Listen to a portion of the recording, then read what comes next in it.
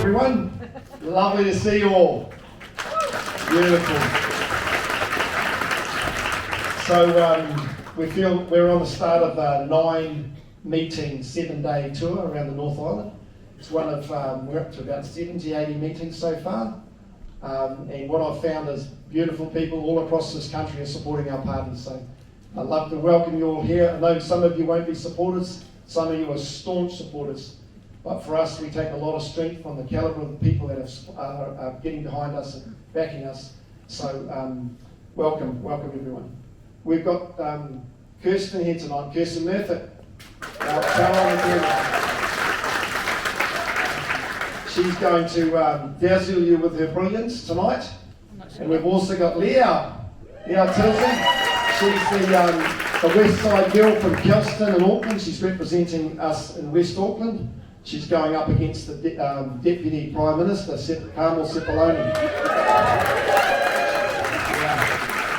She is a cracker. She is an awesome lady. She's a beautiful lady. We're having a meeting in Henderson for her, and it's going to be a Pacific Island festival, isn't it?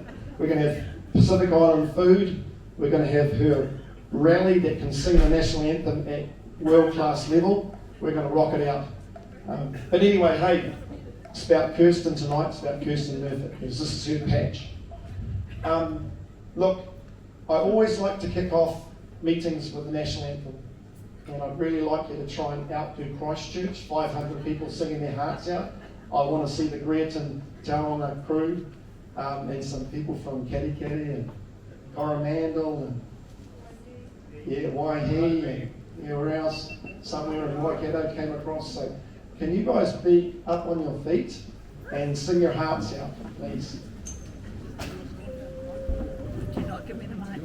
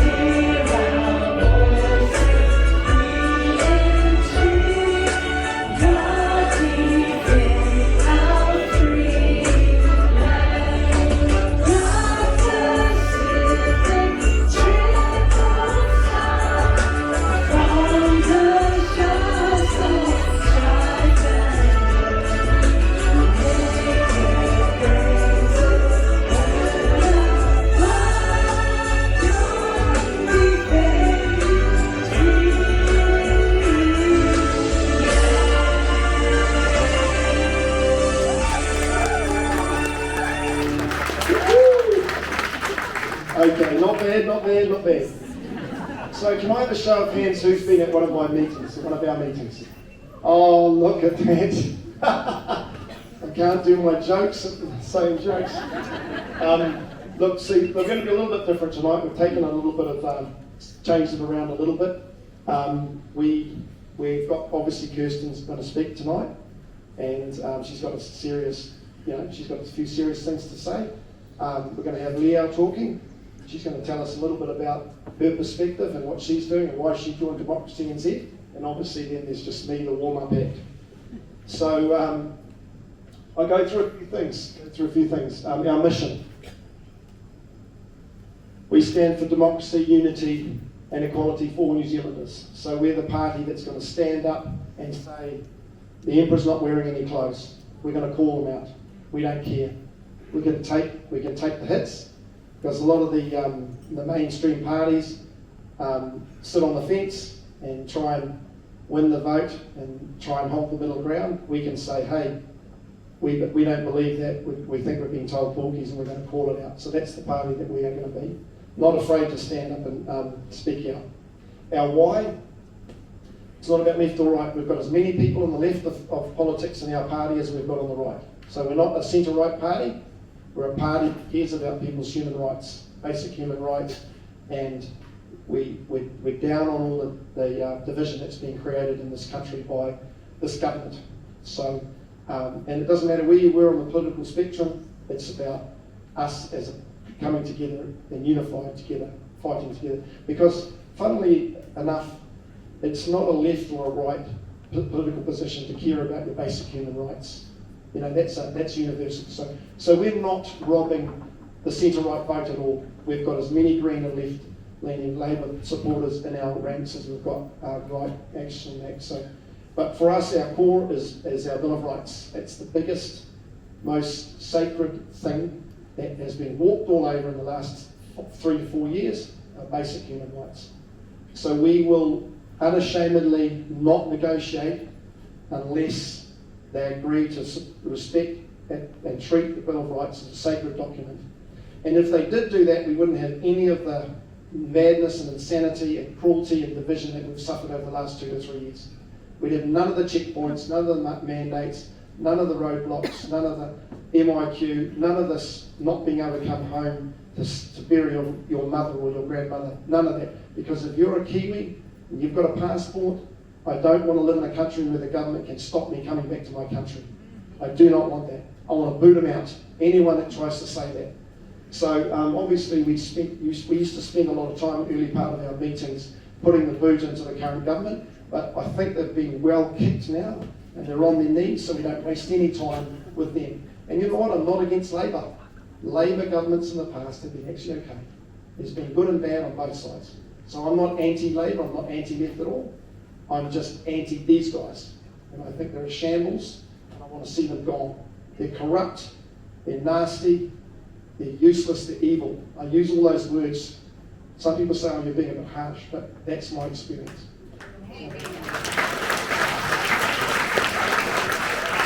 So there's a few things you'll have seen. Democracy is a delicate flower. You need 4 things to have a democracy.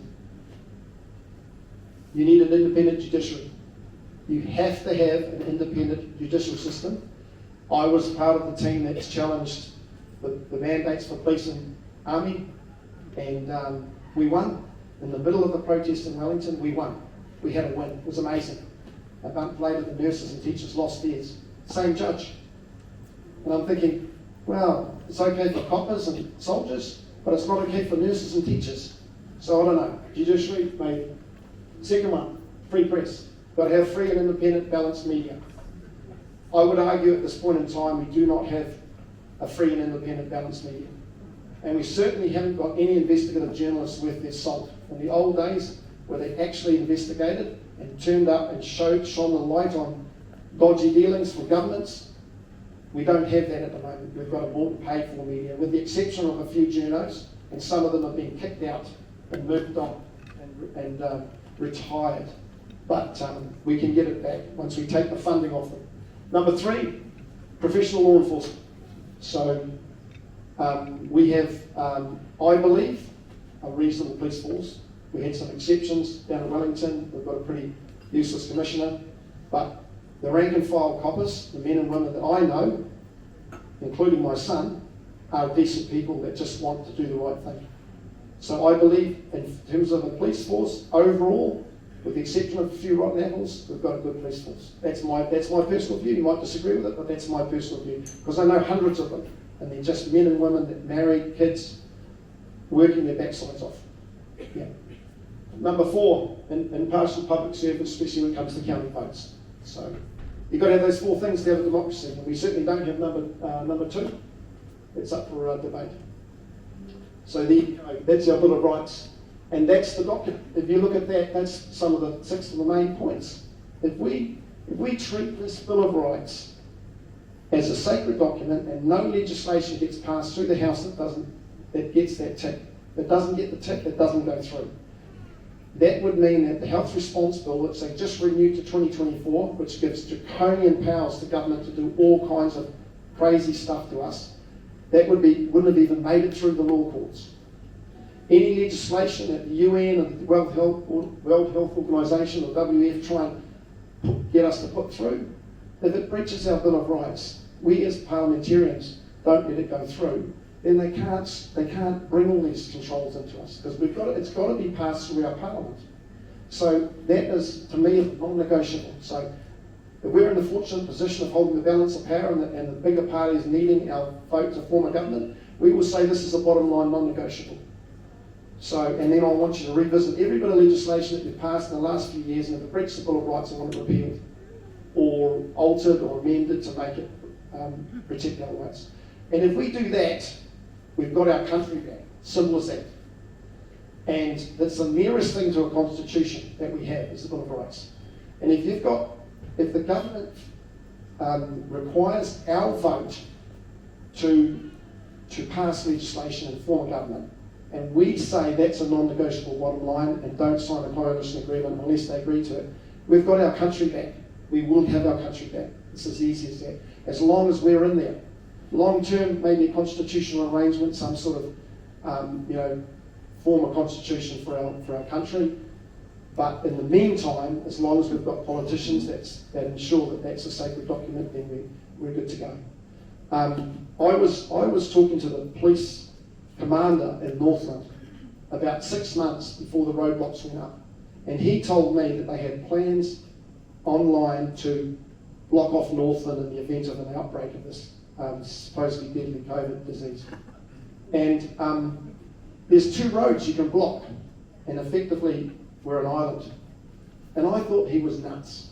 He told that to me, I was living there at the time, and I thought he was mad. I said, what are you talking about, blocking off Northland? Like East Berlin, show us your papers. 3, 4, 5 months later, that's exactly what happened. And I could not believe I was living in a country where I'm reading the stats and the numbers and the fatality rates. They're all there in black and white, and they're blocking off the whole of Northland, so we couldn't even, people had businesses on one side and lived on the other, couldn't get across to, journalists were apparently vital, essential service, but all the trades and everyone was, I thought it was madness, I really did. But I went along with it because, we all did, We thought this is new, we've got to protect our grandmother. And now we realise, actually, we were sold a pup. We were lied to. So anyway, with that's, in terms of New Zealanders want that change, protect our rights, protect our liberty, protect our future.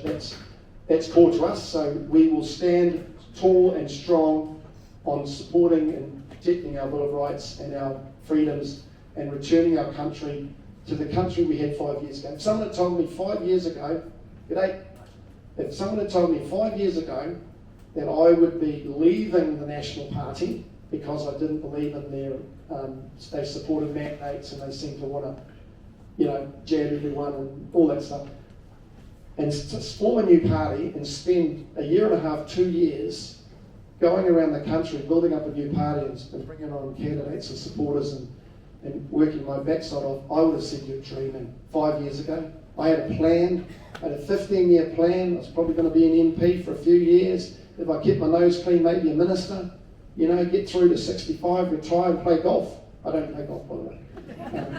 Fish, I don't fish either. But anyway, and then this madness happened, and then the party that I've been a member of most of my life said, no, if you're going to pick this up, if you're going to go down this path, Matt, you're on your own. Just keep your head down, and we'll, keep your head down, your mouth shut, and you'll be an MP with us again. And I said, no, I can't do it. I just can't do it. I can't be part of this. I want to be on the right side of this because I know some bad stuff's happening in this country, and I'll tell you why I know. Anyway, that's where we're at. We're on the fight. We've got these awesome new candidates that have joined us, and we've got lawyers, and we've got dentists, and we've got doctors. They're going to take pay cuts to become MPs. we've got family, farmers, we've got business owners, we've got everything. But you know what we've got? We've got real people. I'm the only ex-politician and I only did 3 years, so I can't qualify. So we've got real people that actually didn't want to be candidates. Some of them we had to ask. So we've got real people supporting us and around the country. We have between 15 and 20 candidates by the time we're finished. We don't want to have a candidate in every electorate because we're actually, it's logistically really tough, and we want to be ready in the scenario where there's a landslide and there's our ducks in a row, we get a really good success rate. We want to have bums on seats, we want to have good people. So we've got a core of people around us that are candidates. We've got a really good board. We've got a team of awesome volunteers. One of them's responsible for the lighting down there. Wasn't that awesome? Hey, it's pretty amazing. It's her business, by the way. It's her business. That's her business. So she can make up anything, but if I see her lights at a national and act, oh yeah. But it's business is business. Anyway, I'd like to welcome Kirsten up to the stage. And Kirsten Murphy, our Tauranga candidate, she's going to entertain you.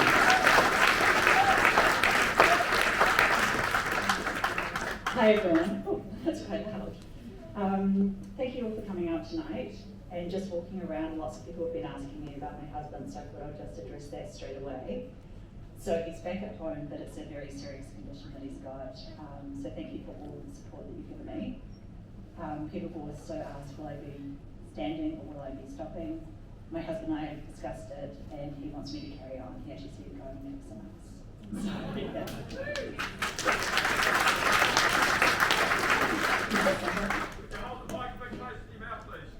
Sure, no problem.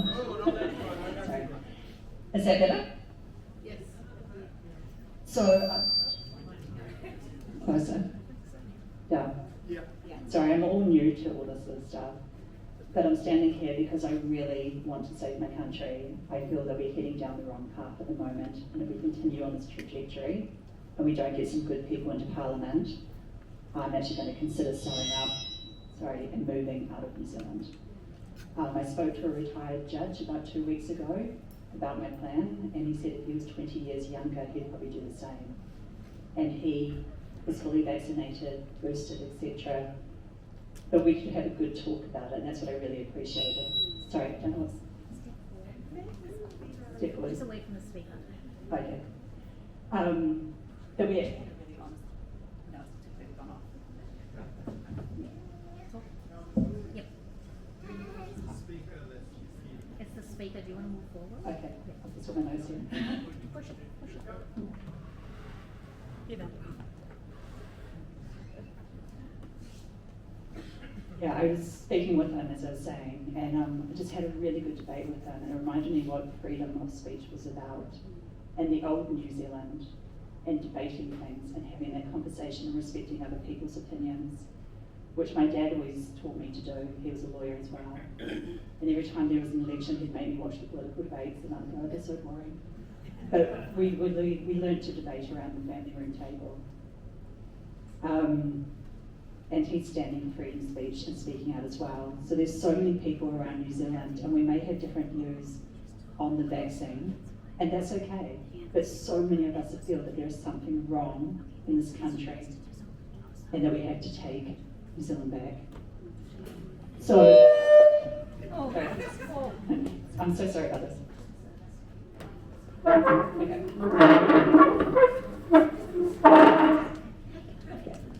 Sorry, normally I wouldn't speak with nose, but it's just been a really hard couple of weeks, and my brain's just not actually working at the moment, so I've actually got nose tonight, so please don't judge me on that.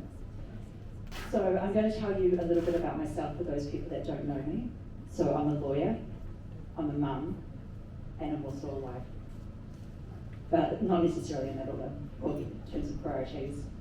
So I'm going to speak a little bit about those roles and also talk about some local issues that I'm concerned about as well. Obviously, a lot of you guys would know my freedom work and all my open letters to government and how I've raised so many issues and referenced them, and no one has actually acted, but revoked them. So I work in commercial and property law. I've got an office on Cameron Road, and I think it's because of the legal training that I stood up for injustice But I won't go on about the Bill of Rights because Matt's kind of covered that off, so I'll just leave that. But you're most welcome to ask me questions at the end of this. We're going to have a Q&A question, so hit me with your hardest questions. I really like that sort of style, that I can answer your questions, and if I don't know something, I'm going to tell you I don't know it, but I'll go out and find the answer. So, given that I've got my office on Cameron Road, I'm a little bit annoyed at the moment. Can anyone guess why? The roadworks are driving me nuts. They moved in October last year. I still have roadworks outside my office. And I'm lucky because I've got parking on site. I'm really worried about those little businesses that do not have parking on site. And they're taking all the car parking away from all those little businesses. And the council just does not care. And the reason I know they don't care is last year I had trucks, diggers blocking my driveway so clients couldn't get in. And I was sworn at. And they refused to move to let my clients in. So I've had so many meetings with council and they just don't care. And I'm like, well, the reason they don't care is we have unelected, undemocratic commissioners in our town. And I'm over it. We need to restore democracy in Tauranga.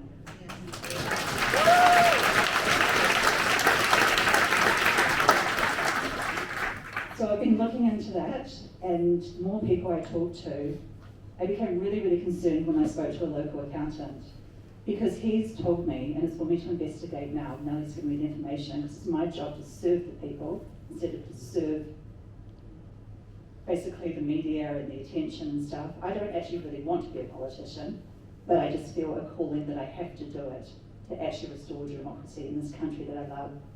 But what this accountant told me is that he has found out, and he's spoken to the commissioner about it, that they're using the development contributions for different purposes. You cannot do that. So now it's my job to go into the detail and figure that one out. I'd love to stop paying the rates because I don't know what I'm getting for my rates. I do not know. They keep on increasing and increasing and increasing. At my commercial property, they don't even take my rubbish away. And now that we've got the roadworks, I can't even get a rubbish truck to come and get my rubbish. So I have to keep emailing the council to say this is a health and safety problem every 3 weeks for them to come and get my rubbish. I mean, it's just become insane. I honestly, it just feels like the world has gone mad some days, and I actually think it has. So I want to know, why is our current Member of Parliament not challenging this? We were told the commissioners were going to be temporary. Oh, but that got extended. So I want to ask you, how many times in history, when the government takes away its rights from people, do they ever give them back? Is that a zero down there, sir? So it's time to take back our country. So I'm also a mum. So I'm a mum to a 16-year-old with special needs. Some of you guys will know him from the protests, etc. He's a hugger. He goes to Takapuna, that was my school, Tauranga Boys School, which is a great school. But I've seen some really concerning changes in the education system over the last few years. So I was approached by a member of the community because he was really concerned that his 9-year-old daughter was going to have to participate in the Transgender Pride Week at Tauranga Primary School. So I looked into this issue because I didn't really know much about it, and I've done an OIA to the Minister of Health and also to the Minister of Education, and I await their reply. But during my research, I found a briefing note dated the 22nd of December 2022, so only just over 6 months, to our Honourable Minister of Education, Jan Tinetti, and it summarised the Rainbow Program in our schools. So they're changing the curriculum, they're looking at gender-neutral uniforms, gender-neutral toilets, which I have a problem with for young children.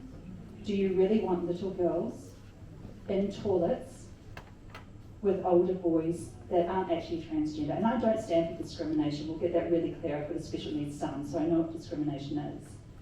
I have no issue with transgender. I'm just talking about the policies that the government is putting into our schools for our children. They're also allowing males to compete in female sports, which is just not fair. We're built differently. But the most disturbing thing I found was in the Ministry of Education's policy for sexual education from years 1 to 8, which is done, they're going to change the science curriculum to students as young as 5 years old, the babies, to consider variations in puberty, including the role of hormone blockers. 5-year-olds. And this is being pushed through our government. And as I said, I'm not anti-trans. I don't care what adults do, as long as they don't harm anyone and there's informed consent. But I know that I will be tarred by this government as being anti-trans because I speak out. But I'm not afraid to speak the truth, and I'm not afraid what they call me, because I want to save my country.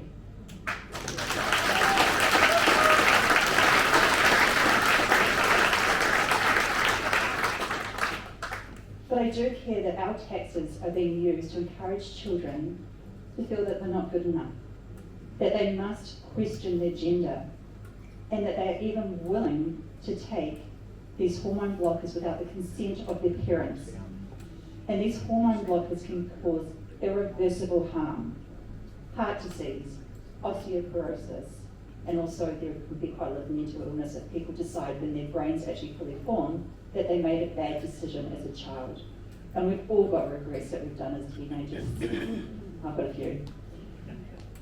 Schools are meant to teach the basics, reading, maths, writing, life skills. They use that rationale to stop religious teaching in schools, so why are they changing it now? And our schools are failing our children. They're not learning to read. They're not learning to write.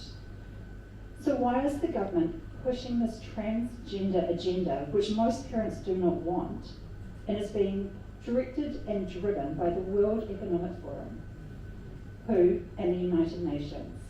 When are they going to listen to Kiwi parents? And why are they taking our rights away as parents? My child, my rights, my say. So why are our current politicians, they can't even decide what a woman is. I'm sorry, we're built differently. I spoke to a local haematologist, and they're actually getting diagnoses wrong at the hospital because someone will present as a female, but it actually has male biology. And so there's different thresholds. So if you're a woman, the threshold's here. If you're a male, the threshold's here. So it's nuts.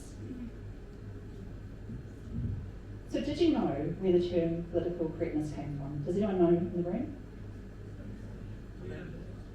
What was that? No. The Communist Party of the Soviet Union used the term and the philosophy to camouflage the truth and to control people.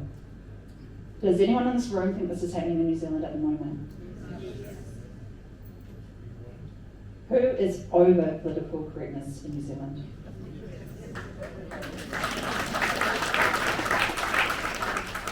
So once again, it's time to take back our country. It is our country, not all these unelected overseas bodies giving directions to our government.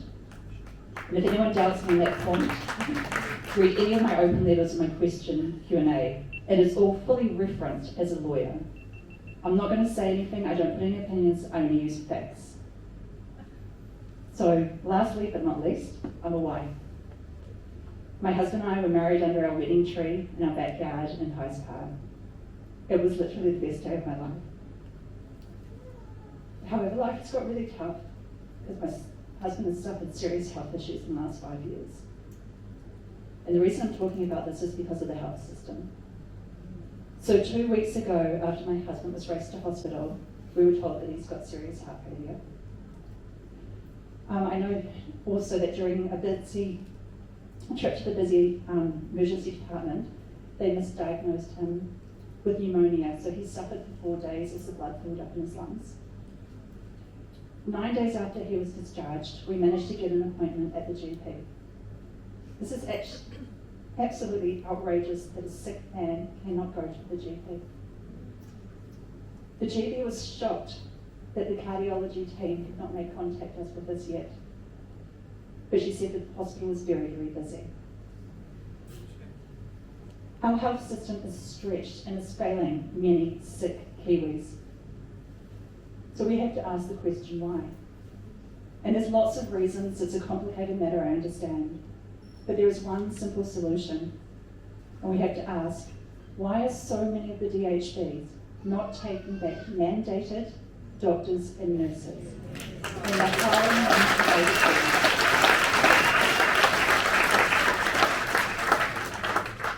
Thank you. So as I was saying, they're hiring staff from overseas. So we had one doctor in the emergency department, and as soon as he got there, like our GP rang and said, pack a bag, get to the hospital now, after she got the results, and straight onto ECG. None of us could understand what the doctor was saying to us. And I'm not being racist. Everyone knows I don't have a racist bone in my body, but in an emergency situation, it is vital that there is communications. So bring back our Kiwi doctors, please. I also find it is curious that they've not taken back our Kiwi doctors and nurses. When there can be no debate, we used to be conspiracy theorists when we said the vaccine didn't stop transmission. We now know that it's a fact. From the fact that Pfizer has admitted they never tested for transmission, the fact that I have an OIA letter dated the 10th of September 2021 from the Ministry of Health saying that it was never tested for transmission, and the fact that the vaccinated also get COVID. And I don't care about your vaccine status. I'm freedom of choice. If you want the vaccine, go for it. If you don't want it, go for it too. But it should have never been forced onto it. And now that we've got these facts and they're undebatable, bring our doctors and nurses back.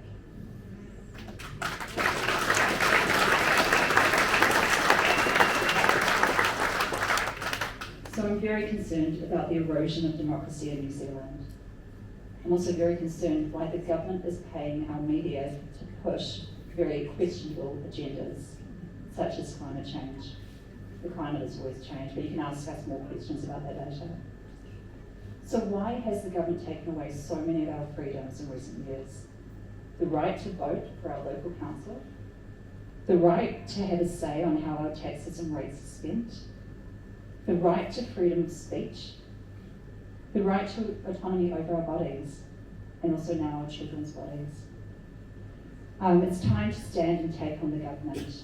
We need politicians that are going to serve people rather than their parties and rather than the narrative. We need to hold the government to account. We need strong leadership because we're going to face tough times over the next couple of years. The cost of living, the economy, it's going to get really, really tough for a lot of people. But I reckon we can do this as a nation. We are a strong nation. We always punch above our weight. We always come together in a crisis. Look at the cyclone. And Zeb was down there, did amazing work. She deserves a big thanks. Yeah. All unpaid as well, and you've still got a team on the ground helping. So this is the Kiwi spirit that we talk about, and that's what we do. We were the first nation in the world to give women the vote, the first nation in the world to allow women to buy land. We stood up to the bullies, the United States, and said no nukes in our country. We perform well above our weight in sports. So we can do this, but it's time we take back our country.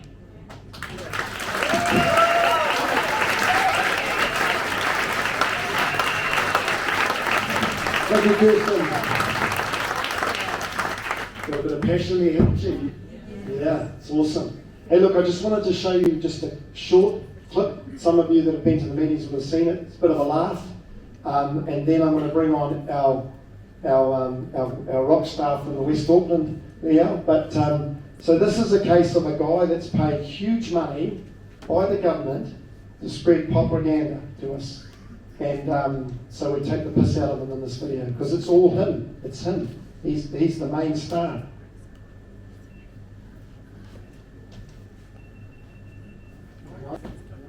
People catching the virus. They're not very effective. After all, the virus can be also infect you via your eyes. It basically likes to land on the mucous membranes and then from your eyes it could go down into your nose anyway. So I think people should not bother with face masks. Newsnight understands that the World Health Organization committee that reviewed the evidence for the use of face coverings in public didn't back them, but after political lobbying, the WHO now recommends them. Next minute. How does it feel to be wearing a mask on public television? I'm just getting a bit of practice in case I need one. But New Zealanders, as we know, we're just not used to wearing these things. No. But they're actually a great precaution to have available if we get a resurgence in New Zealand. Why not get all the school children in New Zealand to start making these for themselves and their families? So there's a village looking for an idiot. Yeah. So he's a guy, they'll probably give him a knighthood the way this government goes. So he's a guy that's paid huge money and he's lied to us and he's been bought off, and there's many of them like that fed us the weapons grade propaganda that we all believed that Granny was going to die. And when you look at the stats and the numbers and the figures, they lied to us. And a lot of people still don't understand it. They still don't get it. I found out very early on that something wasn't right. That's my investigative background. I've been 24 years police detective and then private. So for me, it didn't smell right early on. I knew something wasn't right. And then I looked up some of the figures and the facts, and they come from government websites. So it's not, Google. It's government websites. And what they were telling us and what was the reality was two different things. And I knew something wasn't right, and I spoke up about it, and man, did I get attacked. I got called everything. I've got so many knives in my back. I've got scar tissue. But I'm used to being abused. I've been a rugby referee, and I've been a policeman, and I've been a politician, and I've been married 29 years. My beautiful wife's in the audience, and she's amazing. There's no way that's true. There's no way that's true. But anyway, so we're quite happy to take the hard hits and be the party that says, hey, this is not right. We're going to call it. We're going to challenge them on climate change because we can back it up. We're going to challenge them about the COVID response. We're going to challenge them about money printing. We're going to challenge them about the things that they're doing to our country that are not backed up by science. It's ideology only. And we're just going to say, hey, I can see that emperor with no clothes on riding that elephant. It's that bad. Anyway, enough said. I want to bring out Liao. She's from West Auckland. She's our newest candidate from Kelston, and she's going to congratulate you with her brilliance. Okay, can you hear me even? Can you hear me from the back? Yay. Did you just say stand up? Tala love everybody. My name is Liao. I'm going to start with a very controversial statement. I am a biological woman, no additives.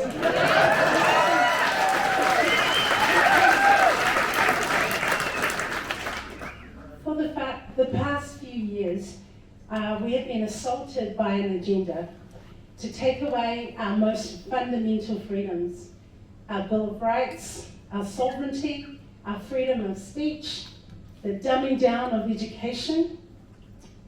We have lost so many of our small and medium-sized businesses.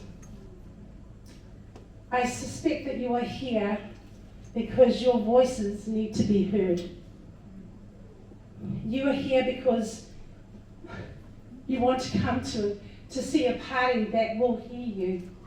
And as DemocracyNZ, we see you, we hear you, and we will stand on your behalf.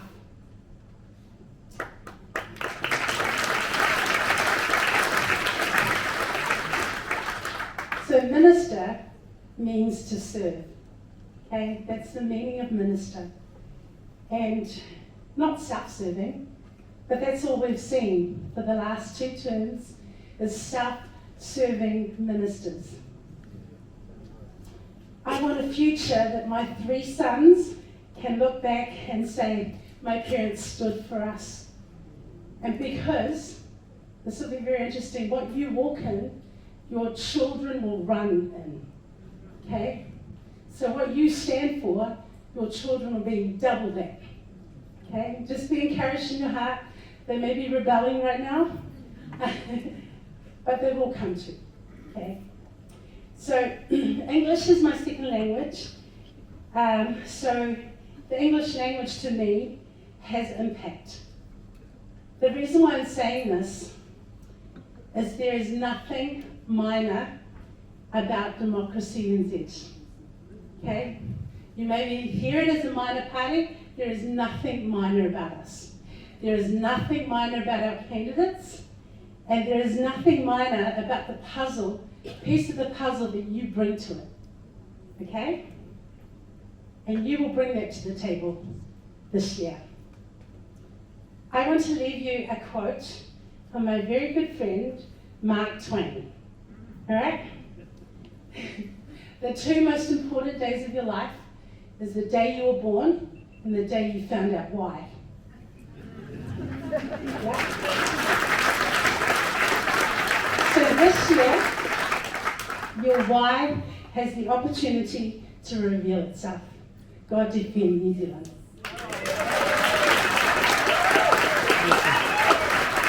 Her name's Leo, and she said, how do you pronounce it? I'm not Samoan. She goes, it's meow with an L. But she ain't no pussycat, she's no pussycat. And don't call her a cougar either. She rocks. So we're really lucky, we've got some really good people on board, as you can see. Women are taking over the party. Us men, we're giving up. Anyway, so, the story here, the truth is truth, even if no one believes it. And the lie is still a lie if everyone believes it. That's the sort of world we're in at the moment. Some of you in this room won't be wide awake, and you'll be thinking, this guy's an idiot, he's talking, he's crazy, he's a lunatic. Others of you will realise something's going on. You're just going to have to trust me, I'm not a lunatic. And what I did was I went out there and I actually started asking questions. Because I'm an ex-police detective, I started going, right, I'm not going to believe what I read on the internet, I'm going to go out and ask questions. And I went round and I started talking to people, and I found one of my good buddies. He's only a young fella. He's my age, 55. And he's ex-police, he's ex-UK police, he's ex-MI5. He's got an amazing story if he's trying to chat with women. He's got all those lines, But he's the real deal. He's a fit, strong guy. He got vaccinated and he spent a week in bed, really crook, heart palpitations, couldn't breathe properly. He thought he was going to die. He said, I almost took myself to hospital. But that's not the only thing. His uncle that lives in the UK is in a mountain biking club. There's about 200 of them. 6 of them, all mates, went to get vaccinated on the same day. 5 of them went down with myocarditis. Admitted to hospital with myocarditis. That is scarring of the heart muscle. It doesn't get more serious than that. The life expectancy of someone with a decent myocarditis case is 5 years. It's as serious as it gets. 5 of them out of the 6, myocarditis. His brother, who's a copper I used to work with, he got vaccinated. 3 days later he had a stroke. He now can't work. They discharged him medically. His life is buggered. He's buggered. 3 days after. But the saddest thing is his nana, 82 years old, in a rest home. They've jabbed everyone in the rest home, regardless of whether they really wanted to or not. 3 days after, her arm swelled up twice its size, purple. I used to show the photo, but I had a few people complain about it because it freaked them out, because the facts are a little bit scary. 3 days after her arm swelled up, she died. They said it wasn't the vaccine. How the hell can they say that? So what I say is this: we should be at least doing an investigation into it, asking questions and saying, maybe it wasn't, but maybe it was. But why are we not doing those investigations? Why is everyone bent? Look, I'm getting attacked hard for taking the line I'm doing by really people who I respect. People that used to be a fan of mine, especially when I beat Winston Peters. I was like, the biggest cheer at the National Party election night was when the Northern seat was announced. I beat Winston Peters. And now I'm a villain.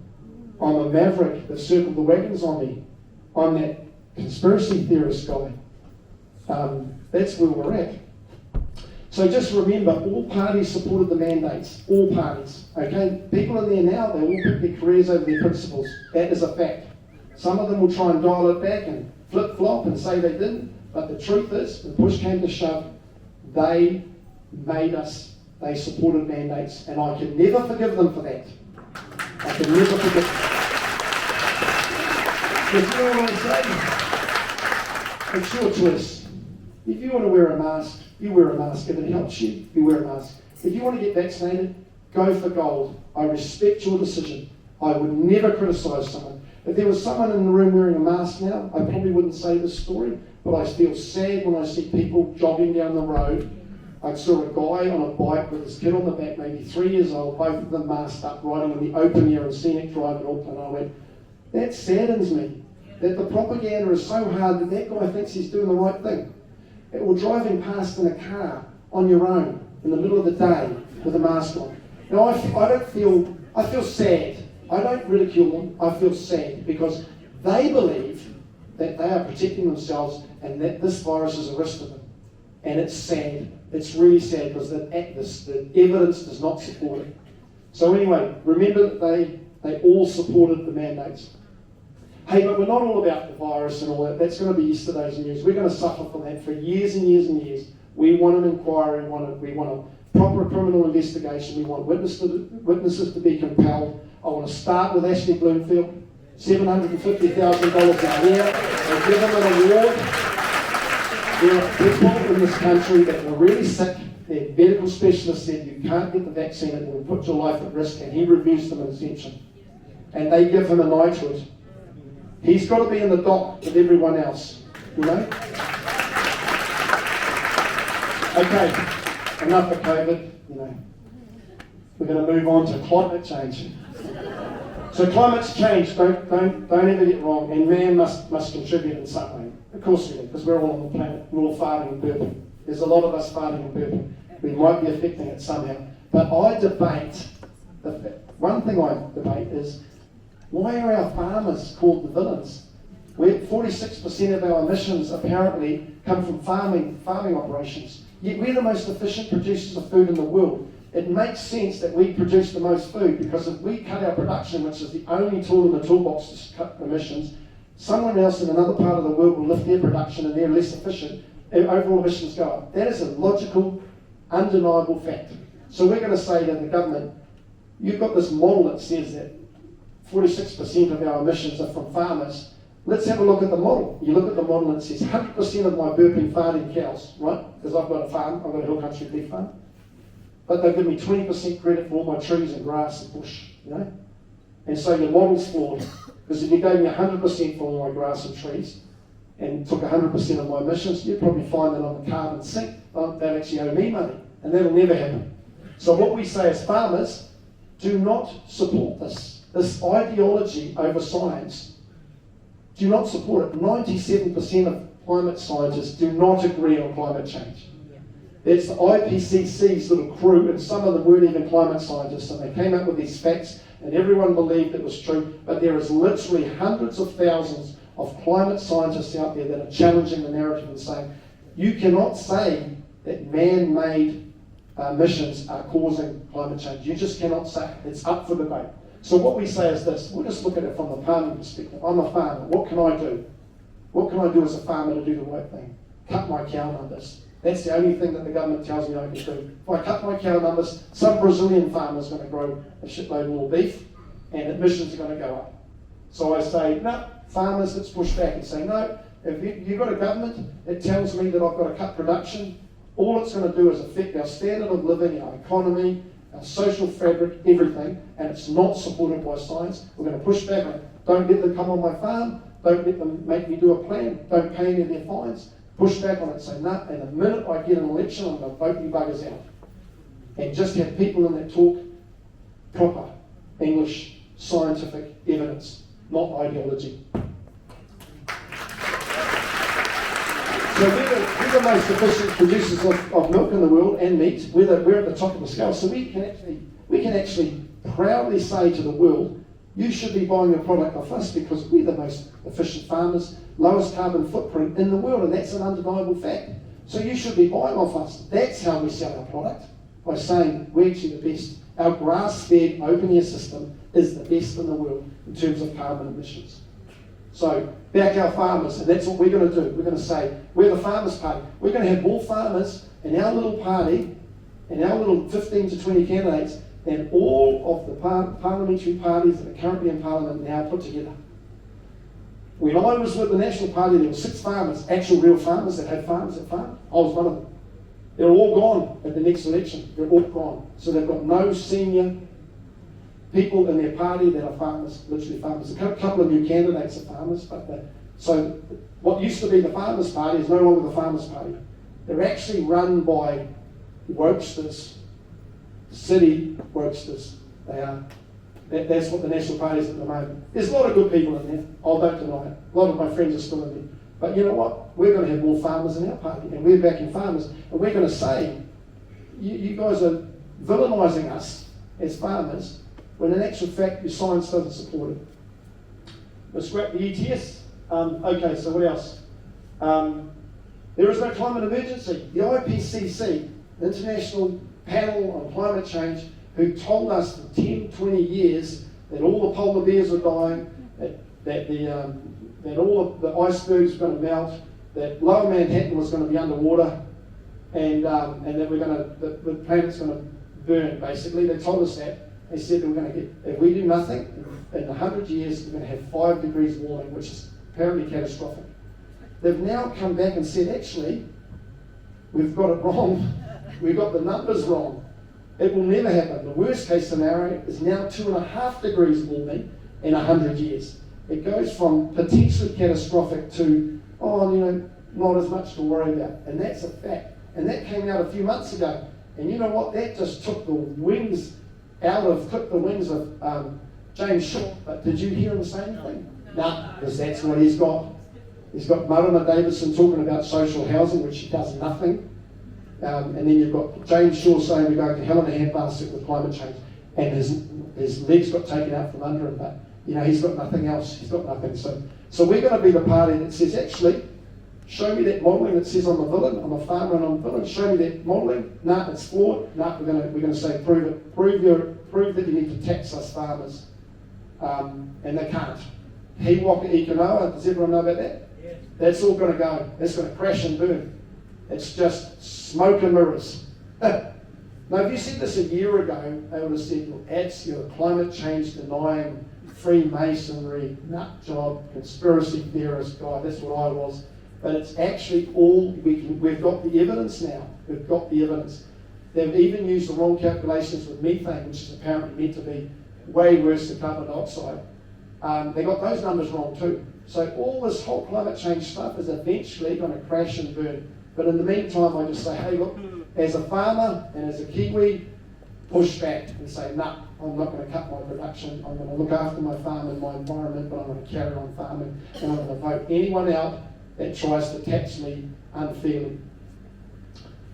So, what we're going to do? What we're going to do is we're going to try and link the carbon price. It's now $80 a tonne down to $20, sub $20, which is the average of our 5 trading partners.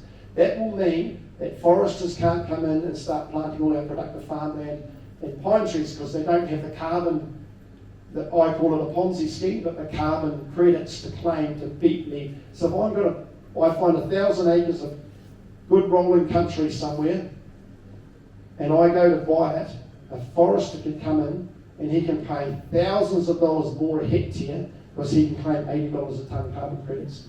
So he could plant in pine trees and he can outbid me all day long.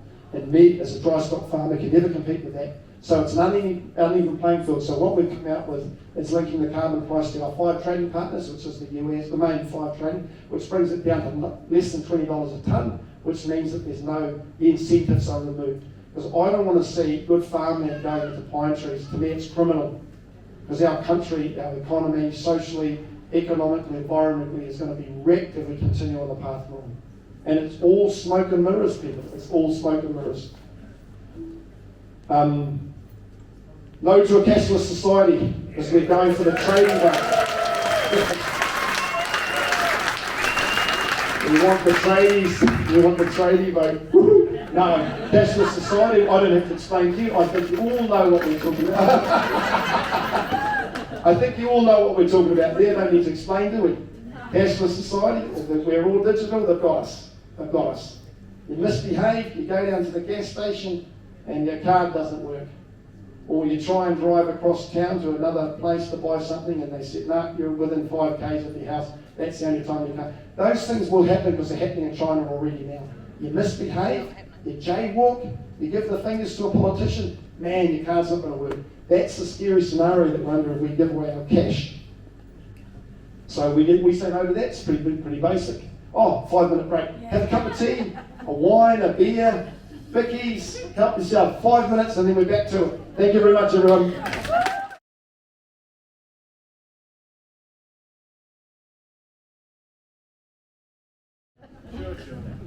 Okay, we support binding referenda.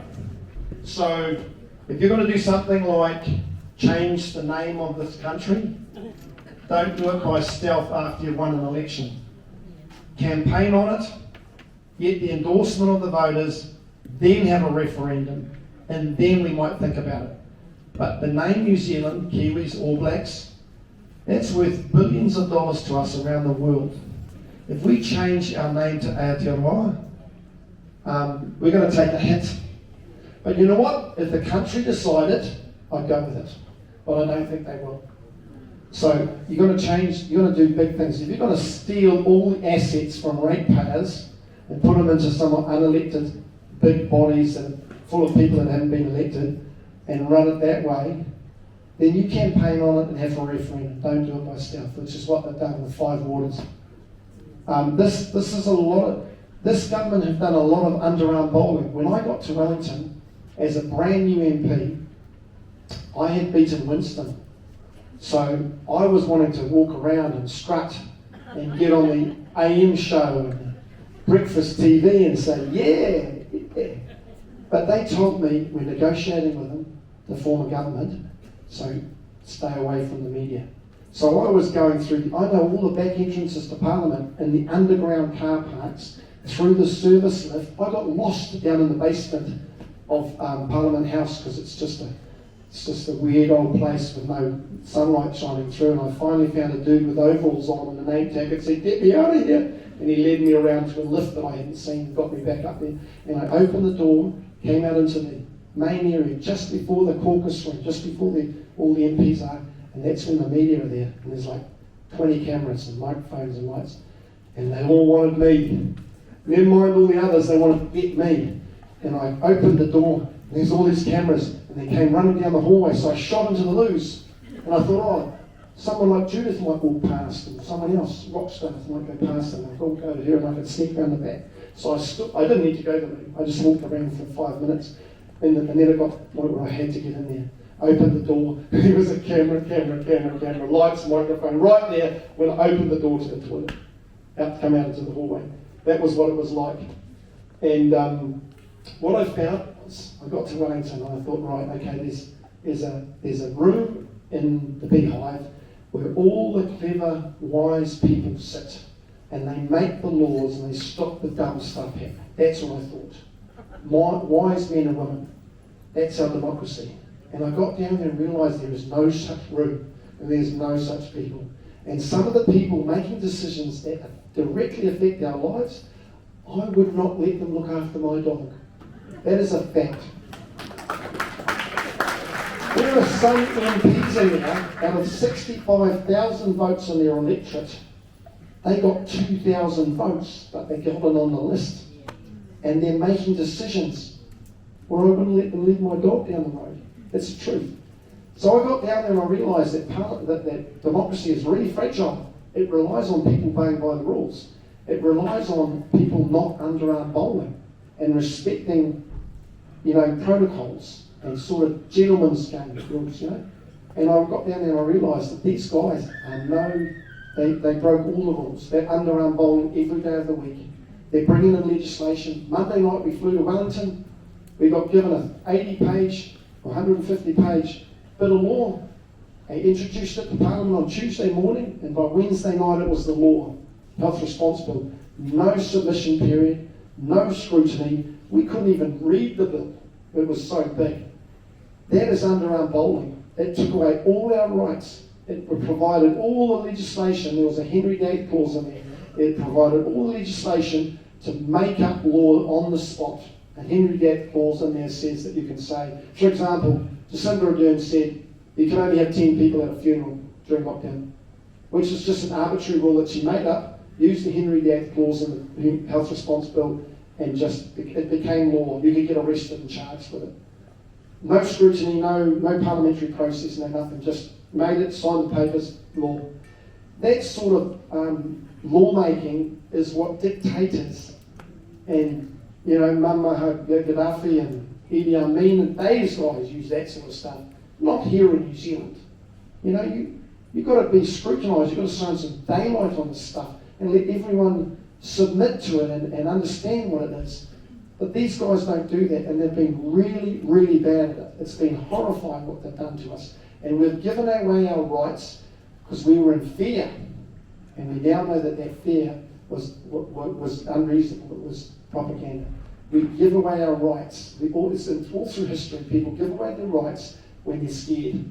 Fear is a big thing. So we've got a government that, in my view, is corrupt. They're corrupt. And what they've done to our country and divided our country is unforgivable. I can never forgive them for what they did to me and my family and my friends and my neighbours and everyone around me in my community. I can never forgive them for that. They have to face justice. We can't have healing unless we have justice. So we have not a Clayton's inquiry, which they're having now, but a fully blown, well-funded, well-resourced, with wide parameters, investigation where they can compel witnesses to give evidence. So you have to come and you have to give evidence and then start recommending prosecution for these people that committed crimes. And that's the bottom line. So we will be the conscience of Parliament. I don't mind, I'm not going there to get any glory. I've been an MP, it's not that great a job. Quite a few MPs walk around like peacocks with their feathers out in the sun, admiring themselves in the reflection. That's what they do. But they're actually just feather dusters. It's a fact. Being an MP is not a glamorous job. It is not a glamorous job. So I'm not going down there, I don't want a ministerial role or any of that stuff. I don't want any of that. I just want to get down there, bring some good people with me, hold the balance of power, and then say to the people that get voted in, and it won't be Labour because I'm not going to do any deals with this crowd, that if they get the majority vote, we ain't joining them. That's a fact. But whoever that gets in, we will say to them, respect our Bill of Rights. Push back on the farming issues. One of our bottom lines is, we've got bottom lines coming up, haven't we, Sam? We've got bottom lines coming up. So we've got some, what we call bottom lines, but I'll talk about them shortly. So we'll be the conscience of Parliament, so we'll be the party that says, look, we're going to call this, we're going to say to you, what you've done to our country over the last 5 years is unacceptable. We do not want to get back there again. We want to have a government that can't stop people coming home that live overseas, can't lock people down, can't mandate people out of there, lose everything unless they get an experimental jab. All of those things, I don't want a government that can do that to us. And I think if that happened again, people would say no. I certainly would. Like, I used to be an establishment guy, I used to be the cop. I was down at Parliament in the protest with my mates, my volunteer fireman mate and my farming buddy mate and my neighbour that's like 65 years old living in a pup tent. And the other dude that told me he drives a digger, turns out he owns 50 of them and employs 350 people. He was in a pup tent on the grounds, multi-millionaire. I went down there, I stood in the mosh pit with my mates, the protesters. I looked across and saw the men and women in blue. That's a job I used to do. And I looked through the windows, I could see some of my old colleagues looking down on us. And I tell you what, I was very happy where I was at. I'm happy that I did what I did. I took a massive hit, but I'm on the right side of history. I know that. I'm absolutely convinced of that. So that's what gets me out of bed in the morning, is the mission we're on now, to get our country back on track. Got a little bit of experience, a little bit of knowledge. I said to my wife, if I don't do this, who's going to? I mean, the way it played out, I'm a believer it was meant to be. I was meant to lose my seat by the smallest margin in the country. This was meant to happen. I'm meant to be here now, and I'm meant to be doing this. And the people that have gathered around us, that joined the party and put their $50 in, because we're living on the $50 donations from you guys. We've got no big funders. No one owns us. No one's pulling our strings. There's no big money men behind us, right? We're just living on donations from our supporters around the country. A couple of people have given 10 grand each. You know, about 4 people have given 10 grand each, which has really helped us. But we're doing it for love. We're doing it for our country. I can't be bought off. And I've had all kinds of stuff talked about me. I'm apparently all these crazy dumb stuff. I'm controlled opposition. I'm doing this. I'm trying to split the vote with the right. All that sort of stuff. It's all rubbish. What you see with me is what you get. I'm just a really regular guy. Love my wife. 33 years together, 3 kids, all grown up, left home, doing their thing, loving life. You know, I could be sitting on the deck in the spa pool with my wife, looking at our beautiful farm and drinking beer and wine. I could be doing that, but I'm going around the country doing this, and this is one of the final meetings my wife's been at because she's got family coming. So normally it's just me and the crew and the team going around. So anyway, education, just touch on education. Let kids be kids, you know. Back to basics. Education, not indoctrination. You know, they don't need to be learning about sexual stuff under 12. They can learn about reproduction and I don't know, prude, but all this gender stuff and all this crazy stuff that's been pushed around down our kids' throats. I say, look, just let our kids be kids. My mum was an ex-school teacher, and I'm seeing a lot of stuff going on that concerns me massively. And I don't know why it's happening, but it seems to be happening from direction from overseas. Truancy's at an all-time high. We've got a tsunami of grief coming our way.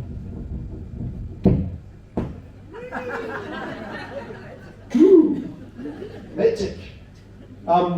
So for us, education, back to basics. They should learn English, arithmetic, you know, writing, the basics before they leave school, and maybe more social studies and less gender studies. That's our thinking, right? Obviously, support our teachers. You know, smaller classroom sizes, more teacher aides. You know, my sister was a policewoman for 4 years, right? And then she became a teacher. She lasted a year and said, man, it's a hard job. She was a cop for 4 years, working round-the-clock shifts, chasing bad guys. And then she became a teacher for a year and went, oh, this is a lot harder than I thought. So I've had her telling me about it. Hey, Kiwis we stand for protecting Kiwis because we're an endangered species. You like that? So we're going to rewrite, we're coming out with some policy over the next couple of months. We've already released some of it's already been stolen. Some of our lines that we used in the last year and a half in our meetings are being used by our opposition parties at the moment. And some of the people going, oh, I went along to see, what's his name, Brian Tunke, and he's using, you and him on the same page. And I said, yeah, because his people came to our meetings, took photos of our slides, and they're using our words. You know, so that was actually happening. So what we're doing is we're not going to release a lot of our policy until the next couple of months. We'll roll it out, get ready for the election, because they'll steal it because it's some good stuff. So I've talked about, so I'll give you an example about, say, safe communities, which is law and order. We'll bring back 3 strikes. That's a no-brainer. If any of you that don't know 3 strikes, if you committed 2 serious offences, you commit a 3rd, you get the full penalty. If the penalty is 10 years, you do 10 years. So that's the person that's done twice before serious violent crime. 3rd time goes to jail for the full lag. That to me, there were very few 3rd strikers, so that shows me it works. So we'll bring that back. That's for the worst of the worst. I brought a coward punch bill before Parliament, got it drawn. Some people go through their whole career. I got a coward punch bill, which is known as the King Hit. Well, we don't call it the King Hit because I brought it in. So coward punch. That got voted down by the Labour government in the first opportunity. The first debate on the first day, they voted it down because it would have been good for me. We want body cams on cops. Every public-facing cop has a body camera because you know what? When people know they're being filmed, they're better behaved. And coppers, when they know they're being filmed, are better behaved as well. So it's a good way to get evidence. You can get the perspective of someone, the way they talk and their tone of their voice and their actions, all recorded. It speaks volumes. You could sit there and describe what happened to someone for an hour, but if they see a bit of footage, it's gold. So body cams we would bring them in for every public-facing copper, right? Car chase penalties. If you have been previously convicted of running from the police, and there's thousands of them here, and you drive dangerously or recklessly to get away from the police a second time, then you've got to go to jail. A compulsory jail term. Might be a month, might be 2 weeks, whatever. They've got to go behind bars. So that my feeling is this, the deterrent effect of so these are just ideas that we're putting up. We've got to resource our organised crime units, because if you take gang members riding around in a $100,000 four-wheel drive, living in a $500,000 house or $1 million house, yet he's been on the dole for 20 years, he's got no income from inland revenue. We say, prove where you got the money for to pay for that, and in the meantime we're seizing it. Organised crime units can pay for themselves. And if you've got street kids that see the gang members cruising up and down the main street in these gold-plated Harleys, they go, I want to be like that guy, I want to do that. If we take those Harleys off them, we take their four-wheel drives off them, and say, prove where you got the money from, because it's harder to, the old system used to be that you had to prove they got it from ill-gotten gains. We can say, no, you've got zero income, you've been on the dole for 20 years, yet you've got a $100,000 vehicle, where'd it come from? Better show me a lotto ticket. But anyway, so the organised crime units, that's one of the things we do. So our bottom lines, we're going to go with our bottom lines. Non-negotiable, first one, preserve and protect the Bill of Rights. Treat it as a sacred document, non-negotiable. If they don't agree to that, we won't be going into coalition with anyone. Trust me, they'll agree to that straight away. Because up until this Labour government got in, it was respected. The only time it was breached in the last 10, 15 years was taking the vote of prisoners. That was a breach of their Bill of Rights. But apart from that, it wasn't breached. So we believe that we're on solid ground. Protect and preserve the Bill of Rights. If we'd have had that bottom line in, none of the stuff that madness that's happened over the last 5 years would have happened, because each one of those bits of legislation they brought in breaches the Bill of Rights. So that's the non-negotiable. Yeah. It's an easy non-negotiable, they'll agree to that. Take race out of everything. It's about need. It's not, at the moment now, if you've got your particular ethnic group, you get treatment ahead of someone else. It's the same clinical diagnosis as you, but because of the colour of their skin, they get treatment. It's happening right now in this country. There's numerous examples of it. We say take race out of everything. No legislation should be race-based. Address the need. There's a particular ethnic group in women that I think gets either cervical cancer or one of the cancers 10 years on average earlier than the rest of us, right? So I say, okay, screen them 10 years earlier, but offer it to everyone. But tell that particular ethnic group they should go and get screened. But offer it to everyone. So it's not race-based, it's about need. I think we're on good grounds with that, although it's so entrenched in our legislation now. There's so much racial stuff going on. I think that's going to be a long-term goal to aim for. Take race out of everything. We protect private property rights while protecting the environment. I don't want people from government coming onto my farm. Yeah. I don't like people with clipboards and white jackets and driving Toyota Utes driving on my farm. I don't want them. They're classing my bush SMAs. They're making me do stuff. They're trying to. I look after my farm. So do my neighbours. We look after our stock. We do it because it's the right thing to do. I think the old days of farming back in the day when they used to tip all the rubbish into the creek and bury it all over, and they used to do all this, that's all gone now. There's very few farmers that are like that anymore, and there's legislation to support that. I just don't believe, I think this government is intruding in our lives more so than they ever have, ever. And I just want them to get out of our lives and let Kiwis get on with being Kiwis. Yeah. We believe in evidence over ideology, and that was the talk about climate change and everything else. If you're going to make a statement, if you're going to say, like James Shaw did, that the Gisborne, the Hawke's Bay disaster, weather event was caused by climate change, where'd you get your evidence? He said that in the media. He said, we asked him, we OIA'd him, where'd you get your evidence? He said, NIWA, and someone else gave it to him. So we OIA'd NIWA and said, did you tell him that, and if you did, tell us where it came from. They said, no, we didn't, we can't, because we can't do that. We can't say that that weather event was caused by climate change. And then we look at the NIWA database, and there's a whole lot of storms, as bad or worse than the Hawke's Bay disaster, that they didn't have on their database. And they can't explain it. Because we OIA them. I think Kirsten did. Kirsten and Steve Cranston OIA the NIWA. And, oh no, that's right. Who else did it? Ian Wishart. Ian Wishart, and then we all and they followed up with that. And they were lying to us. So when he said, oh, Hawke's Bay was caused by climate change, they were lying to us.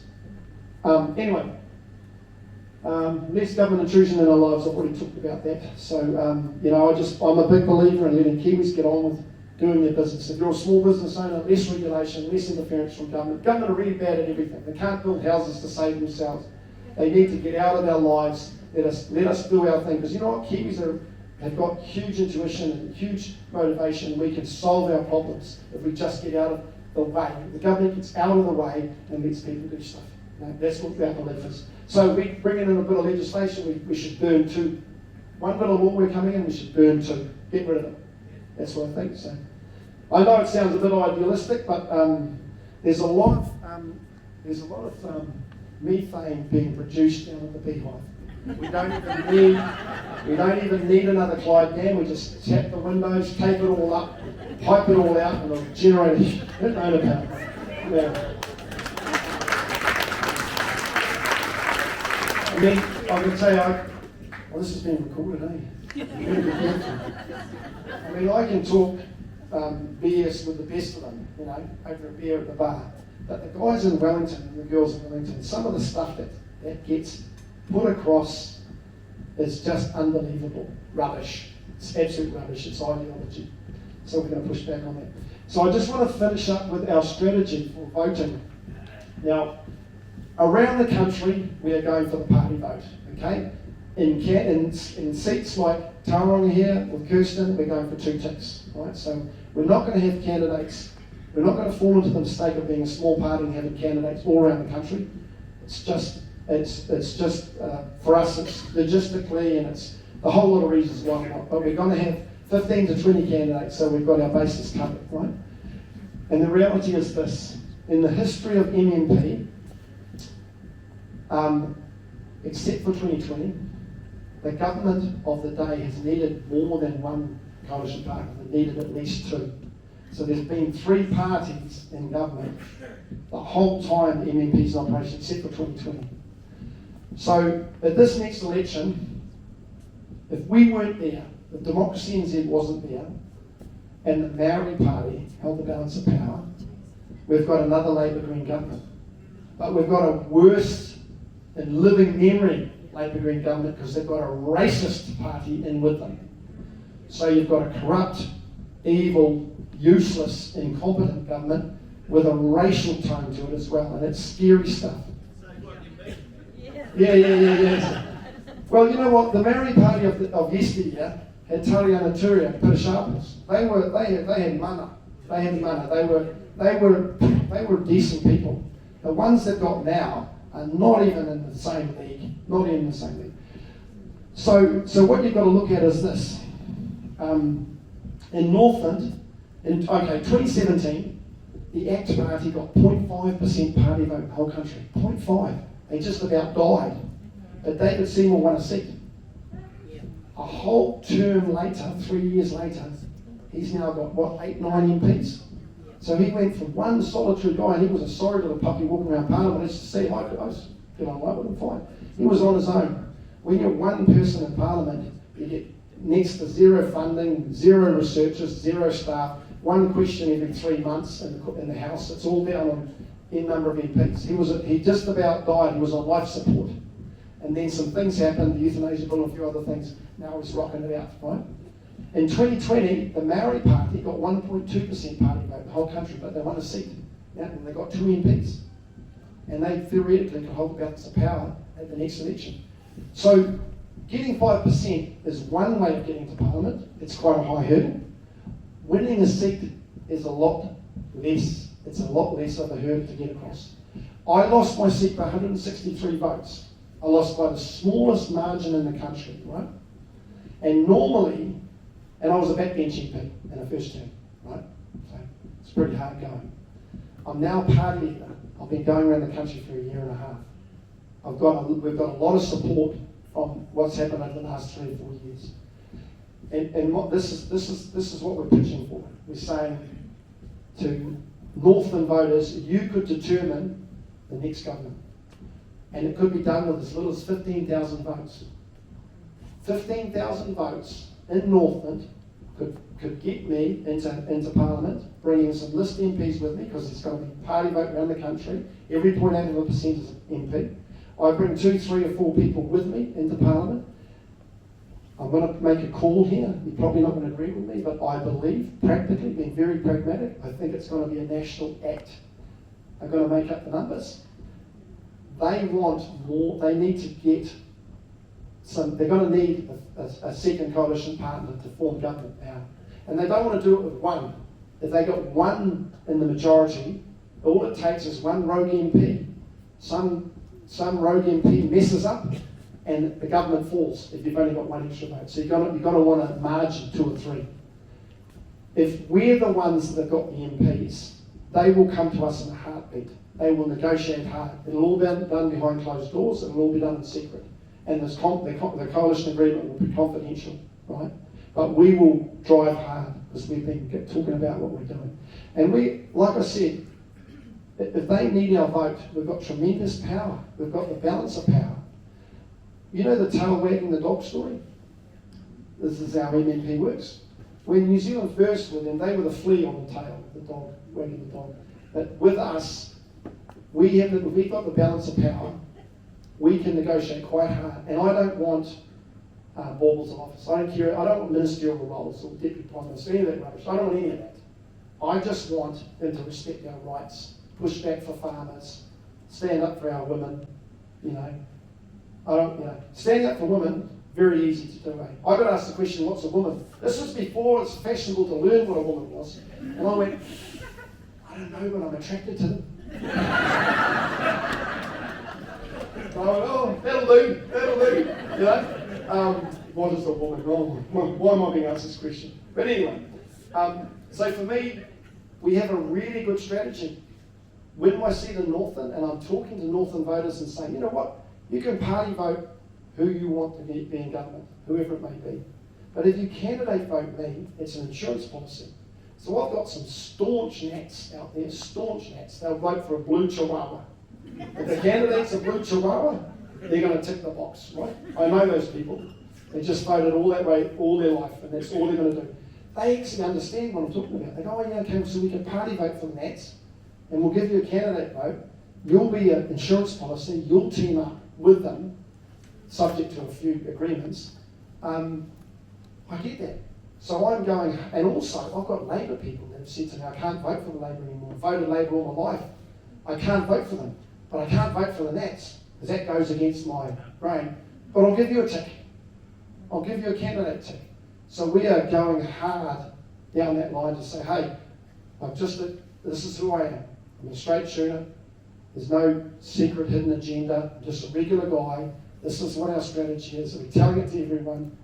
If you want to guarantee a change of government, you're going to have to give DemocracyNZ your tick. Now, I'm going around the country telling people that strategy so that your party vote won't be wasted. Because of all the options out there, we're the most likely to get across the line. That's a fact.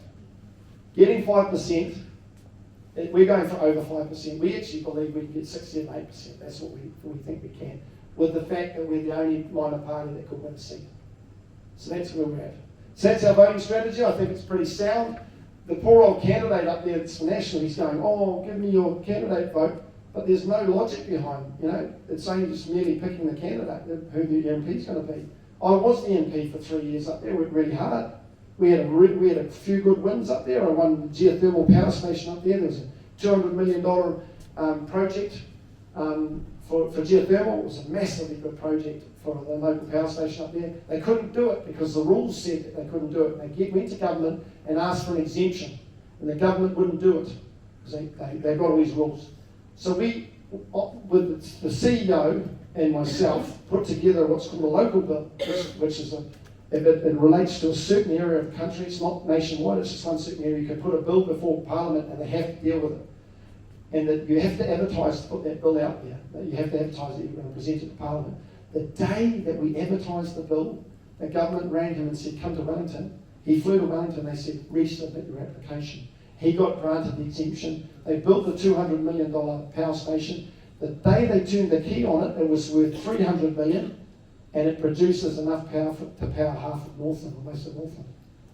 That was one of my things. I could have been in the paper for being the man, but we got the end result. They didn't want me to get the glory, but those are some of the things that I did as an MP. No one really knows about, but the people up there do. So yeah, for me, my way of thinking is this: we've got a really good chance. We've got the best chance ever.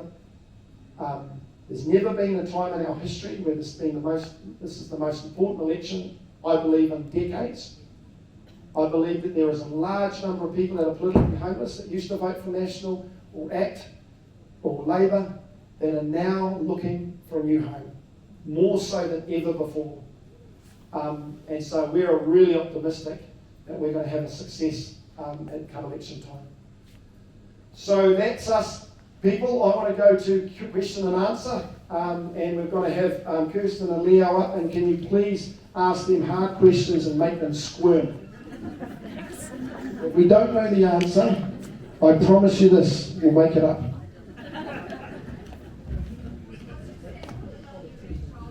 Okay, so start off. Right, thanks for your speeches, guys. Inspirational, rotted sense, and what a lovely alternative to the rubbish that's there now. Lenin once said, "He who votes decides nothing. He who counts the votes decides everything." Now, you're going around the country with sensible suggestions, proposals, policies, and I really hope you pick up a shed load of votes and get a bunch of MPs up there, and that'll be Christmas for most of us. How do you guys propose to make sure that the votes that people genuinely cast for you actually end up in your bin and not frittered away somewhere else, because every election is rigged?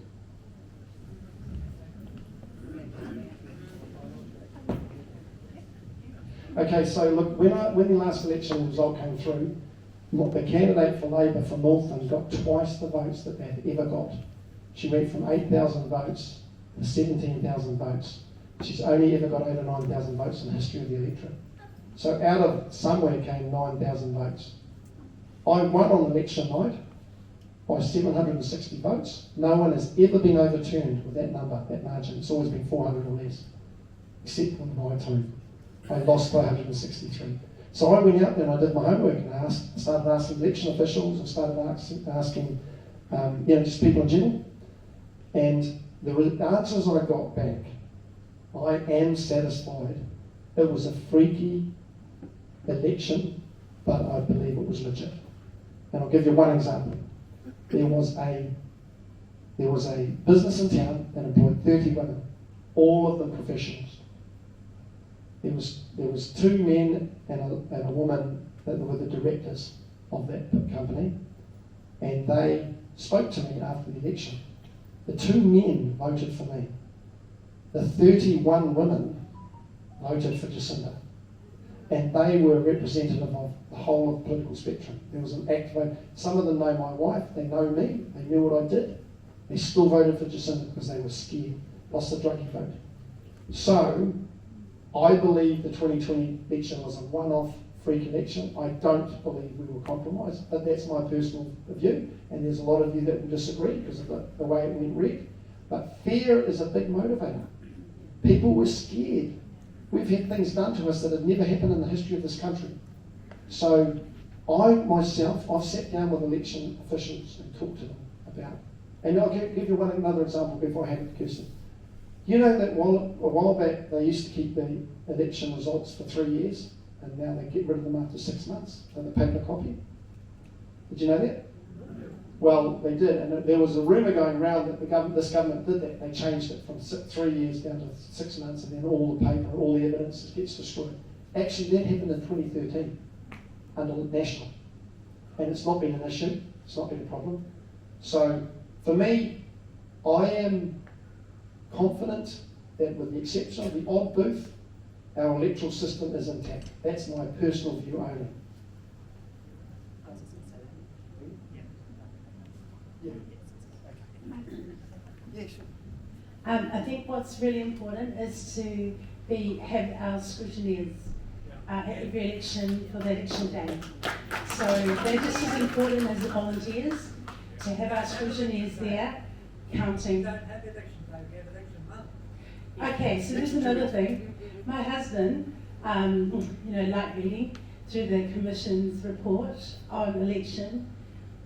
If you vote early, which is what Jacinda suggested last time, if you vote early, it automatically becomes a special vote, which is then used as then counted electronically. So that's really very important. Wait till election day to place your vote. Voice of reason. Next question. So we'll go boy, girl. Oh no, I've got one lady down there. Okay. Yes. My question is, obviously we're all for the Bill of Rights, okay? My understanding, and this is what I've got clarification on, is that the power of emergency, whatever the real term is, nobody can seem to remember, the power of emergency that the government has is actually what destroyed everything, because they just took it like, okay, we can do whatever we like now, because we're under power of emergency. So isn't that what needs to go? Yeah, that's what we're looking at in the Bill of Rights policy. So we'll entrench it, which doesn't mean 100%, it means 75%. Because there will be circumstances where the Bill of Rights does need to be changed. But if you put it at a higher threshold, just like with me dealing with the company, you've got a lot more accountability and it's a lot harder to change. Because currently under the Bill of Rights Act, there is a section in there that says you can make laws and you can actually disregard the Bill of Rights. So it's not really a foundational document or a constitutional document. So we need to elevate that document, but be sensible about it as well. Does that answer your question? Okay, so there's a clause in the bill that allows you to be overridden in exceptional circumstances, which is an emergency. Okay? So we could theoretically say we want to remove that clause. That's a biggie because it's 20 or 30 years worth of case law and a whole lot of legal decisions. Or you could argue that we have politicians in Parliament that will ensure that the laws won't be passed that breach the Bill of Rights. So you have the protection while we're in there. In the meantime, we work on some constitutional arrangement to embed it, protect it, enshrine it, whatever you'd like to call it, treat it as a sacred document.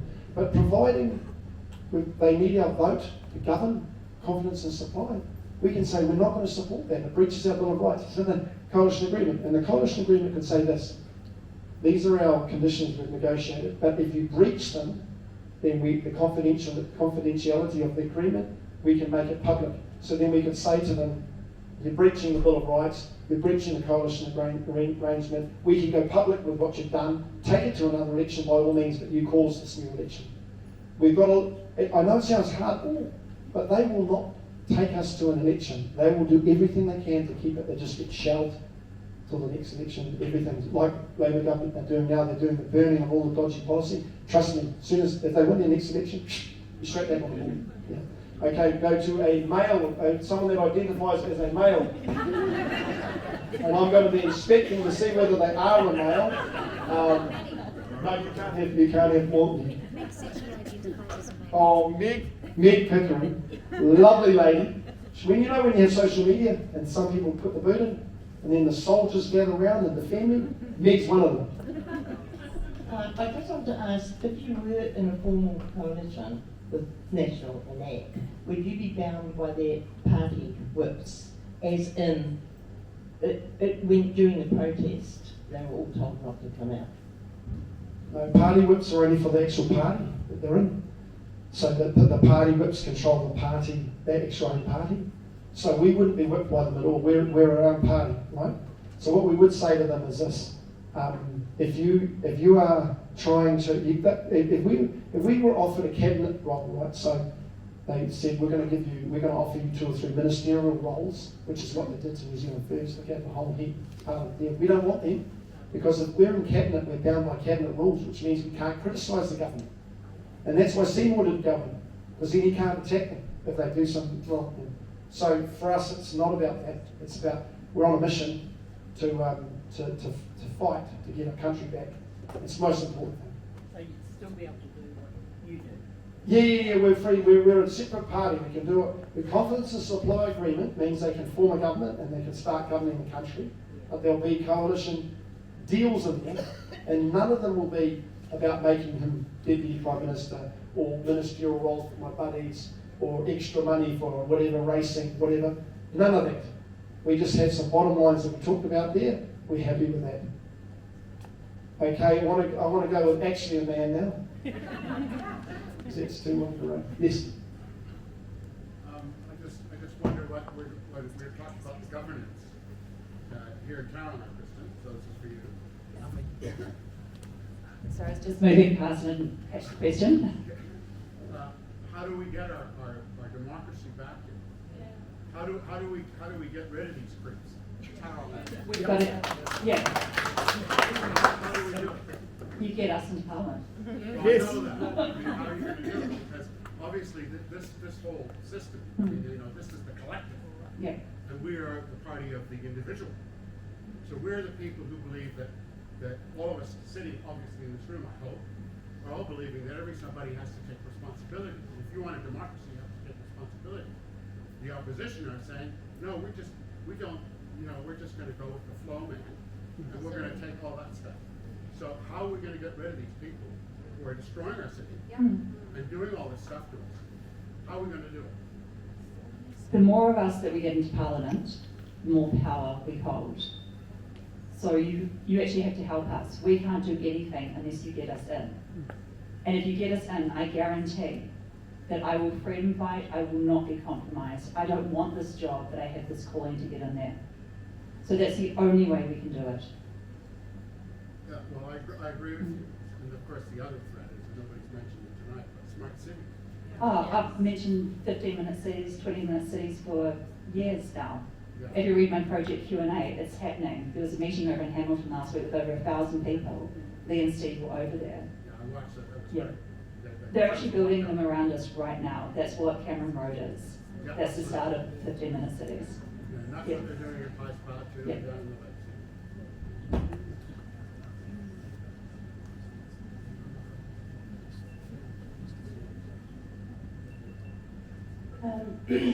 So when I was growing up, my father, we came over to New Zealand, and the Labour Party had, they were generous, they were kind to us.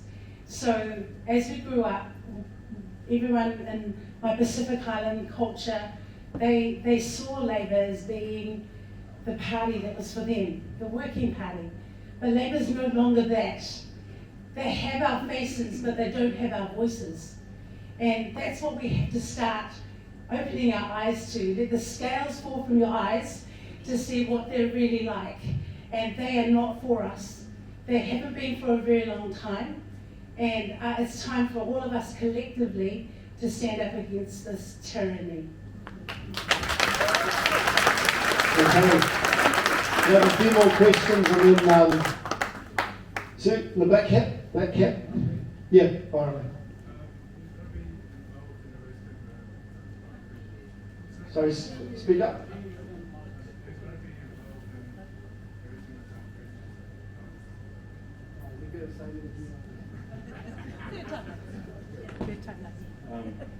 Who's going to be involved in arresting the swamp creatures, and how's it going to work? Define who the swamp creatures are. You talking about Labour? No. Oh, the corruption.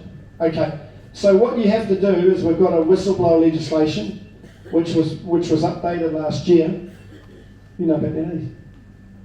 Yeah. Okay. And what it is in any industry, in anything, if you shine sunlight on something, disinfect it, that you've got to uncover this. So we've got people that are speaking out, that are aware of bad things happening, getting protection so that they don't lose their careers or their jobs. So a lot of the MPs here, they actually chose their careers over their principles. That's why none of them came out. That's why they just got whipped and they just said nothing and they don't return your emails and you're pointing out people pain and suffering from COVID. They picked their principles, their career over their principles. For us, we believe that the whistleblower legislation, which was 20 years old, has been updated.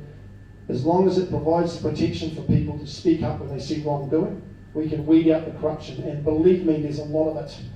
There's a lot of it going on. There is billions of dollars of money, taxpayers' money, being funneled into all kinds of wasteful, corrupt practice. And I see it every day with a lot of people that are working in government departments and working for NGOs and working around the place. They're telling me every day, it's incredible the wastage.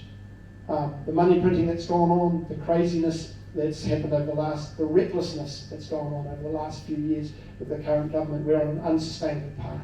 So what we've got to do is we've got to get our country back.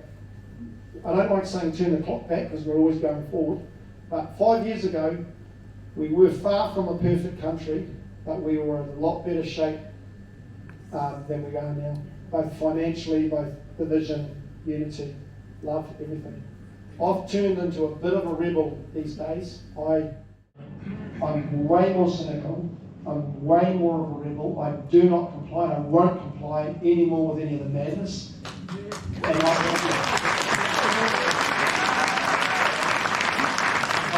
there's a lady on the back that's been putting her hand up, and I've got to ask her a question. What's your stand on the WHO? Yep. Opposed. Definitely opposed. And co-governance? Absolutely opposed. The UN? Well, I have a friend that's actually a lawyer at the UN, and she said, yes, it is very, very corrupt, but there are still pockets of goodness in there. So we do have to look. I understand all the bad stuff. I've written about it, I've referenced it, I understand it all, but we also have to be careful because we've almost got 2,000 treaties. So some of those will work, some of them won't, but no, in general, I'm opposed. So the reality is this. There's good things, like there's a lot of bad stuff being pushed down our throats now from the UN and WEF and all those corrupt organisations.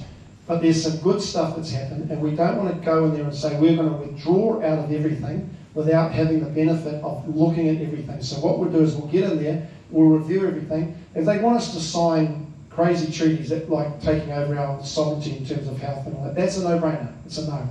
So we look at it and pass the test. Is it good for Kiwis? If it's good for Kiwis, yeah, we'll do it. If it's not, we're against it. Now, anything that's imposed from overseas, it has to pass through legislation to become law in our country. And we are a sovereign country, so we can.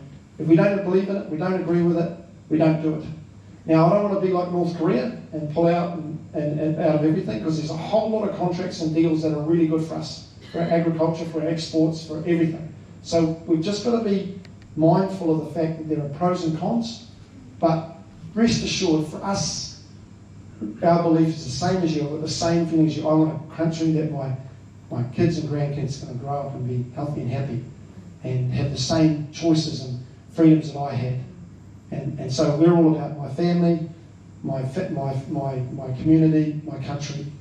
That's what drives us. Yeah. So I'm going to go to a bloke because the girls are dominated. Yes. I'm a farmer just like you, and I'm a beekeeper as well, and I wanted to see how you stand on this GM thing, mate, because personally, I think if we go down that road, we're going to lose what we've got here in our country. Okay, so I used to be thinking that we should be forward-thinking and progressive and all that sort of stuff, but since I've seen the madness that's happened, specifically under COVID, I don't want to bar of any of that stuff now. I really don't. I want to protect. We're an island nation surrounded by a beautiful big moat of water, and we've got uniqueness to our country that no other country has, and we need to protect and preserve it. So I would be very, very cautious about any of that. I know the National Party came out and said they want to open the doors and let it all in. I'm really concerned about that. So that would be a referendum. That would be a very well publicised, educated referendum matter for the country to decide. That would be something that is a big deal. Yeah. Yes, an orange down the back. I'm just on the other question of the UN. So the UN have actually admitted that they are for the 2030 agenda. Yeah. So if they are, and we're part of them, now I come from a massive country, and I think of New Zealand and I think, hell, we're just as big as Melbourne. So we're the only country saying, hell no, 5 million people. How do we fight against the UN if a whole lot of them are going for the same thing? Okay, so for us, we're a sovereign country. We stood out, we went anti-nuclear, we gave women the vote, we did all these beautiful things that we can be proud of. And we just stand our ground and have politicians that say, no, we're going to do what's best for our country. But will that work? Yeah, absolutely, because any legislation that UN try and impose on us, we have to pass it through our parliament. They can't make laws in our country, we make them. I mean, of course there's consequences, there's pros and cons to everything. And if we become an isolationist country and throw up the barriers and don't want to bar of anything, we'll suffer. Okay, so we've got to keep our exports going, we've got to keep on side, we've got to look what our friends and our allies and neighbours are doing and do what's best for the country. But we're well aware of the agenda, well aware of it. Kirsten's done a shitload of work on it. Just worries me that we're part of a collective, being that one little voice in the collective and say, hell no, we use this big. Yeah, and you know, there's countries all around the world that have pushed back. The Dutch farmers, the Canadian truckers. There's people all over the world saying no. Yeah.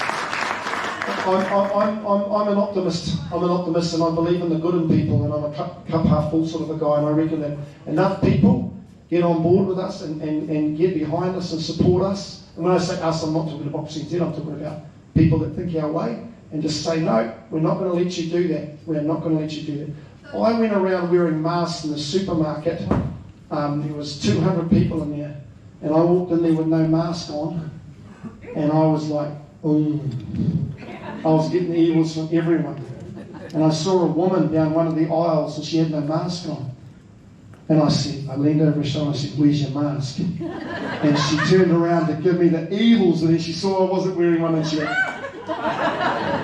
And another woman I saw, and she said, she was so angry with everything, and I said, she was standing at a counter and she was ordering something. And I said, where's your vaccine pass? And she went, here it is. She was middle-aged, well-dressed, educated woman. And I just said, yeah. You know? So enough of us push back, we're good to go. So it's like our relationship with Australia. We've got that Anzac spirit and we'd hate to lose that. But I'm well aware of what's going on. And I think the biggest problem is the World Economic Forum. We do not have any agreements with them. We get rid of class and studies.